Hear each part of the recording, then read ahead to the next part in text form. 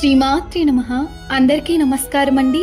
లలితా సహస్రనామంలో 48వ శ్లోకం. నిష్ప్రోధ క్రోధశమని నిర్లోభ లోభనాశిని నిస్సంశయ సంశయగ్ని నిర్భవ భవనాశిని. భావం: క్రోధము లేని క్రోధమును పోగొట్టునది, లోభము లేనిది లోభమును పోగొట్టునది, సందేహాలు సంశయములు లేనిది సంశయములను పోగొట్టునది, పుట్టుక లేనిది పుట్టుకకు సంబంధించిన సంసార బంధ క్లేశములు లేకుండా చేయునది. ఒక్క నిమిషం కళ్ళు మూసుకోండి. మీలో ఉన్న కోపాన్ని గమనించండి, మీలో ఉన్న ఆశలను గమనించండి, మీలో ఉన్న సందేహాలను గమనించండి. ఇప్పుడు వాటిని నెమ్మదిగా వదిలేయండి.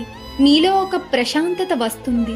అదే అమ్మవారి శక్తి, మనలోని నెగిటివిటీని తగ్గించే శక్తి. మనం మన భావాలను నియంత్రించగలిగితే జీవితం సులభంగా మారుతుంది. కోపం వచ్చినప్పుడు ఒక్క క్షణం ఆగి ఆలోచిస్తే మనం మంచి నిర్ణయం తీసుకోగలం. ఈ రోజు మనం కోపం వచ్చినప్పుడు కొంచెం నిశ్శబ్దంగా ఉండడానికి ప్రయత్నిద్దాం. లలిత అమ్మవారి కృప మన అందరిపై ఉండాలి. ఆమె మనలో శాంతి సమతుల్యతని ఇవ్వాలి అని ప్రార్థిస్తున్నాను. శ్రీమాత్రే నమః.